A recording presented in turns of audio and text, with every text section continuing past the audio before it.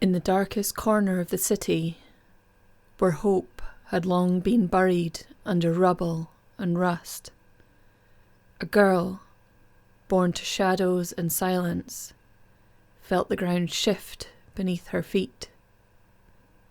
One small spark ignited the fire within her. Today, the chains would break. Hi, my name is Shar, and this is the And Other Stories podcast.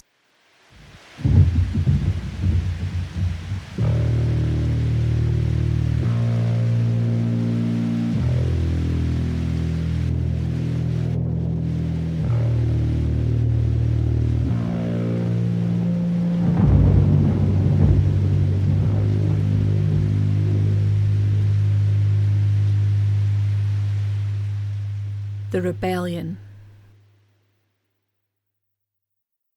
She wakes the same as every day and looks to the ceiling. The senses pick up one by one, checking off each as they go. Ocean, black, rough, mould, smoke. The same as yesterday. Comforting to the pathways in her mind that have forged this route for years. The swing and up motion of her legs make her move quietly in the empty space. There is a place for each of her movements, the air saving her spot that she inhabits each moment of each day, like a rock rubbed smooth in a groove that has been repetitively washed by waves for longer than anyone could possibly know. The water, the fire, the grain, they wait patiently for her. Her day advances in stages, leaving her behind. The trail to the water is well worn and barren, but green life ebbs and flows at each side with the changing of the seasons. It grows or does not grow, giving her the only indication of change. The one fish she catches may be the only fish she has ever caught. It bites, she catches it, she eats it, and yet, there it is again. The same fish. Bite, catch, eat. It is safely in her basket now, its familiar coffin, as she walks back along the path, footsteps repeating. But, this time, her bare foot catches, and she stumbles out of her eternal loop. Her feet now in the green no-man's land, she breaks her scheduled programme and turns to the left, confused. A smooth stone lies where her foot impressions should be. The unfamiliar, stubbornly masquerading as a permanent fixture. It breaks her. Wind is cold on her cheeks as she becomes aware of her thin clothes. Her bag digs into her shoulder where the fish has taken its revenge for its 1,000 deaths by slowly cutting into a sore. People. She can hear people. The mistake has already been made, and she has looked up. Coughing and shouting, crying and fighting. The others are obvious to her. They wear down their own paths. The bag slides from her arm and falls to the ground as she steps through the green and into the void.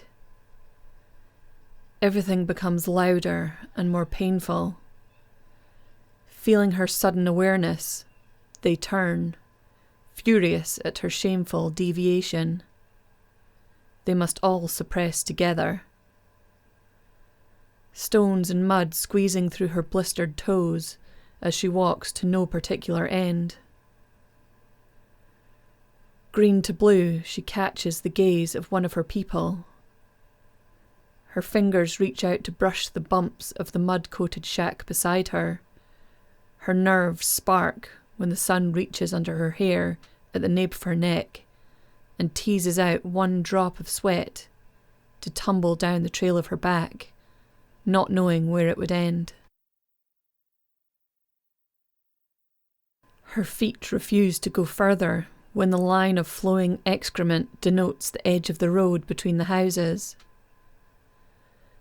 Watching it flow, she follows the pools and trickles up the slope, along the road, past the fly-covered children, poking dead things that lie in the putrid soup, all the way to the source, all the way up to that place. A building that shines. Its tall towers are so clean that it could have just been built yesterday. In there are things she could only dream of. Soft cushions, huge feasts. One of her people sees her looking. "No," he breathes. But she can only stare. High, so high. It floats upon a cloud so unreachable. They are not permitted to look. Looking can bring hope, and they are not allowed to hope. They stay in their echoing spaces, their movements repeating weaker and weaker each time, until they disappear. In front of that place she can see a tree. Apples hang there. They have always and will always hang there, just out of reach, behind wrought iron gates that only open for somebody else, not her and not her people. They try to ignore the somebodies. They come sometimes past the town, past the same day that there has ever been, leaving a wake through the thick despair until reality settles the waves and all is still again. Her head snaps and her ears ring with the intensity of her consciousness as the shine from the horizon draws her. Clear and far too bright, somebody starts to advance upon them. Velvet and gold shimmer from them, distorted and beckoning. Loud laughs and unfamiliar accents explode out over the air and fall hard like rain over the people. She has not moved. Her gaze is fixed, and her sight has expanded from a tunnel to a wide defensive plain. She sees the man who noticed her, shaking his head fearfully. Closer came the rain. It hurt. Her people faded and disappeared into shadows, resuming their places in the abyss. One shadow remained close to her. He was too frail to fall back to his designated hopelessness. As the gold platform approached, buckling the backs of those who transported it, the frail man started to reach forward to the litter carrying the somebodies. His sleeve fell from his arm as it reached up, the bone held up by his desperate survival instincts, which the empty eternity could not take from him until his last breath. The silk veil dropped from the litter as the somebody surveyed the man in silence, turned away, then jerked his head back at the man, a scornful spray of spit projecting from his purple mouth. The man fell and did not get up. A stab of laughter left the two somebodies. "It's not my fault. This is the way of it. They must learn to make do." The somebodies started to move again. Wine dripped. Food spilled from their lips. Their bellies rested on pillows, battling the strain of their red clothes. Her stomach started to crawl up into her chest as she looked. The tingle in her fingertips is what caught her attention again. Blood was hot and fast through her body. She rubbed her fingers together and felt the roughness. They acted of their own accord. They reached down to the putrid stream before her. They dug deep into the black depths, poisonous sludge pushing under her fingernails. Scooping it up, she watched the dark liquid drip down her pale skin, joining the blotches of blue and purple. A quick glance to the man opposite. His face turned to stone. Lights burst in her eyes as the surging blood through her heart, chest, arms, fingertips forced the black handful through the new airspace before her, towards the somebodies.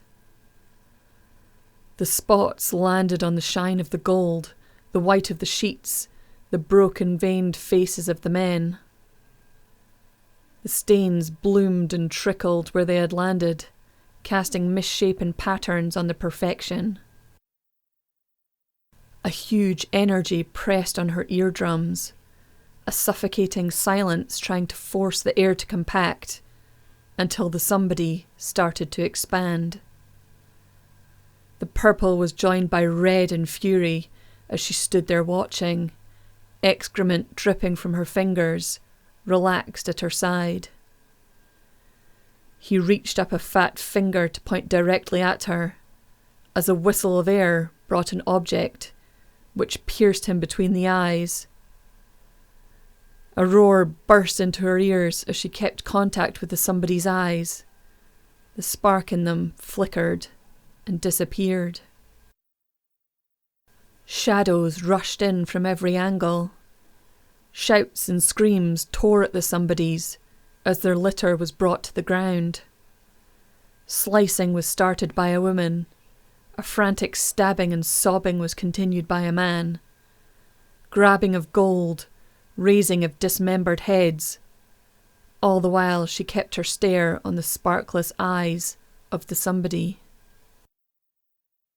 The noise started to increase.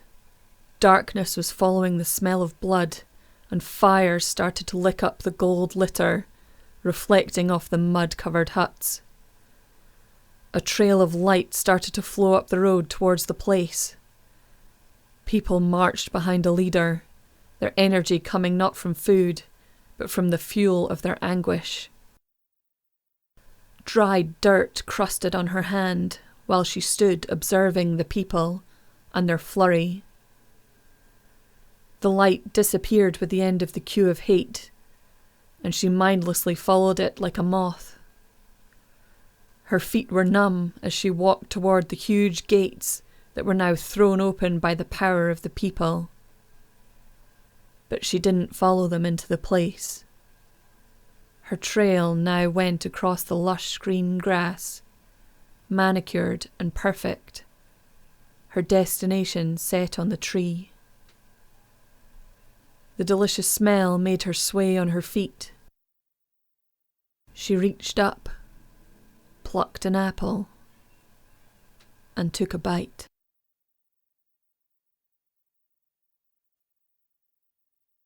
Thank you for listening. I hope you liked it.